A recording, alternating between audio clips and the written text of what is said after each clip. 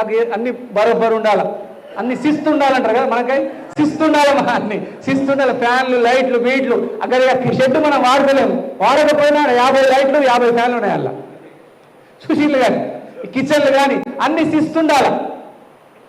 So ఇది నా hobby.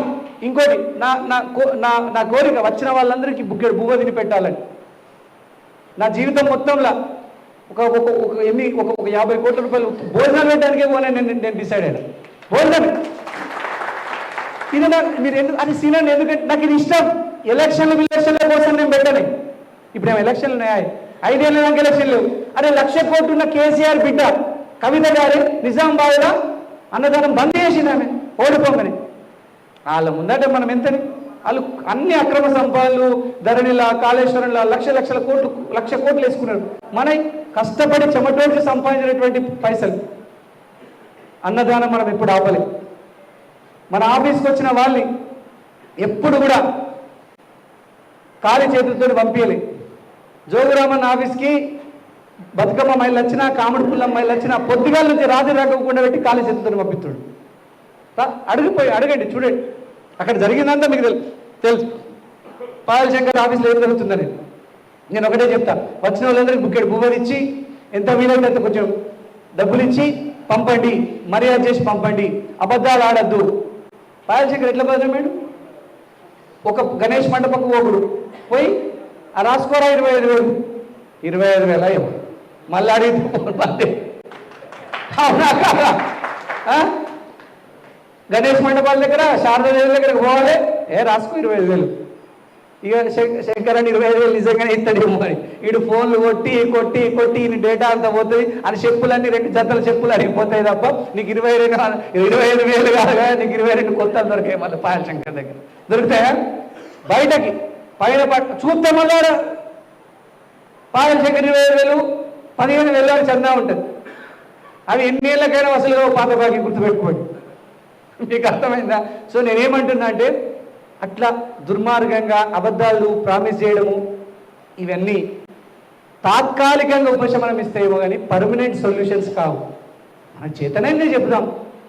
మీకు మాట చెప్తాను. ఈ 10 కోట్ల కోసం, ఈ ఎస్డిఎఫ్ నిధుల కోసం కూడా మేము బాగా పైనుంచి చెప్పేయాల్సి వచ్చింది. అప్పుడే వచ్చినాయి ఇవి. నేను మళ్ళీ చెప్తున్నా, మున్సిపల్ కోసం మన కౌన్సిలర్లు 11 మంది కౌన్సిలర్లు పెట్టుకున్నటువంటి టీయూఎఫ్డిసి నిధులు కూడా తప్పకుండా తీసుకొచ్చి తీరుతాం. ఖచ్చితంగా 5 కోట్ల చిల్లర ఉన్నాయి, దాదాపు 6 కోట్ల రూపాయల వరకు ఉన్నాయి. ఖచ్చితంగా 11 వార్డుల అభివృద్ధి కార్యక్రమాలు చేపడతాం తప్పకుండా. ఇంకా ఎస్డిఎఫ్ నిధులు కానీ, ఎన్ఆర్ఈజిఎస్ నిధులు కానీ తప్పకుండా తీసుకొస్తాం. కార్యకర్తలకే, మంచి నాయకులకు, పెద్ద మనుషులకు పనులపై చెప్తాం. మీరే చేసుకోండి. మళ్ళీ ఇంకొకటి, మీరేం మొహమాటం లేకుండా నేనున్నప్పుడు కానీ మీరేమన్నా పట్టా లేకపోయినా, ఏదన్నా భూమి వివాదం ఉన్నా అధికారికి చెప్తే పని అయిపోతుంది అనుకుంటే మీరేమీ మొహమాట పడకండి, రండి, నా దగ్గరికి రండి. తప్పకుండా నేను ఫోన్ చేసి చెప్తా.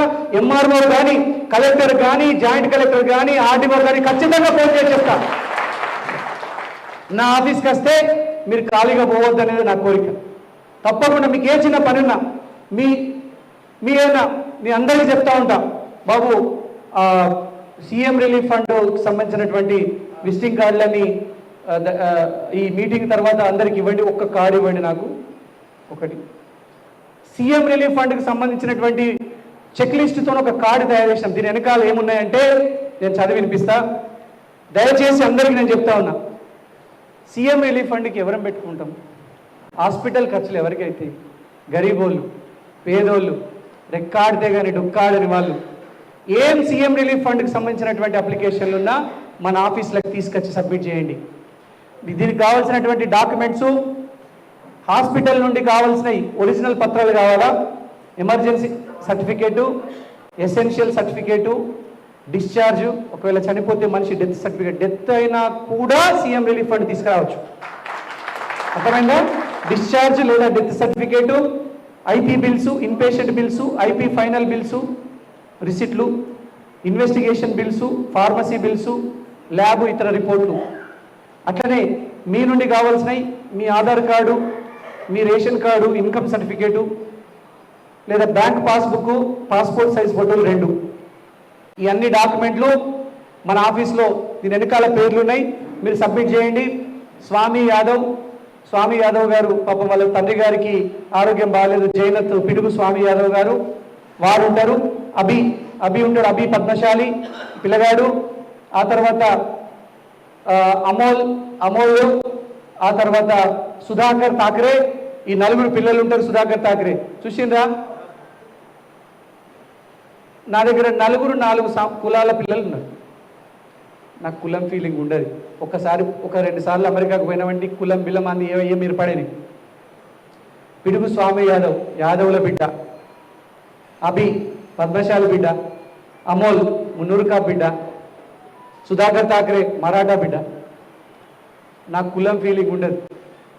నా పని అంతా నడిపించేది వీళ్ళే. మా కయ్యూ మామ మైనారిటీ. నీకు ఒక్కడే చెప్తున్నా, నేను అన్ని కులాలని అన్ని మతాలని కలుపుకపోయిన వాడే అసలైన నాయకుడు.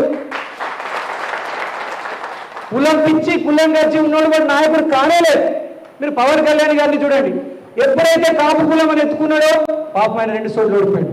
అందరూ నా వాళ్ళు అన్నాడు, బంపర్ మెజార్టీతో గెలిచి 27 గెలిచిందా లేదా? అందరు నా వాళ్ళు అన్నారు. నీకు అర్థమైందా? ఎప్పుడైనా గుర్తుపెట్టుకోండి. అంటే మనమంతా కూడా మన కులాల కోసం కష్టపడ్డంలో తప్పులేదు. ఎందుకంటే పాపం మన కులంలో చదువుకున్న పిల్లగాళ్ళు, గరీబోళ్ళు, మంచి పిల్లగాళ్ళకు మన సేవ కావాలి. అందుకే అనేక కుల సంఘాలు ఉంటాయి. పాపం వాళ్ళ సమాజంలో సామాజిక పాపం వాళ్ళ ఏమేమి సమస్యలున్నా పాపం వాళ్ళందరూ కూడా సహాయం చేస్తారు. చాలా సంతోషం. అందుకని అన్ని కులాల్ని అన్ని మతాల్ని అన్ని వర్గాల్ని కలుపుకపోతే మన గొప్ప వస్తుంది. ప్లస్ ఇంకొకటి, నేనేం జాగీర్దార్ కుటుంబాలు పుట్టలేదు, జమీందార్ కుటుంబాలు పుట్టే. మా బాబుకుంటే నేను పుట్టినప్పుడు 3 ఎకరాల భూమి. ఆయన దాన్ని కష్టపడి రెక్కల కష్టం మీద అరగదున్ని ఆయన 8 ఎకరాలు కొనుక్కున్నాడు. ఆయన ఇప్పటికి మా బాబు వ్యవసాయం చేసి ఇప్పటికి కూడా మా ఊర్లో వ్యవసాయం చేస్తాడు. సో నేను చెప్పదలుచుకునేది ఏంటంటే, జాగీర్దారి జమీందారి కుటుంబాలు ఉన్నోనికి ఏమైనా ఉంటుందేమో కానీ నాకేముంటుంది. నేను పుట్టినే మా ఇంట్లో 2 బెడ్రూమ్లు ఉంటుండే, మా పాతిళ్ళు చూస్తే మీరు చిన్న కుటుంబంలో పుట్టాం. నాకేమి భేషజాలు లేవు. నేనేం జాగీర్దారి జమీందారి కుటుంబంలో పుట్టే అని చెప్తలేదు.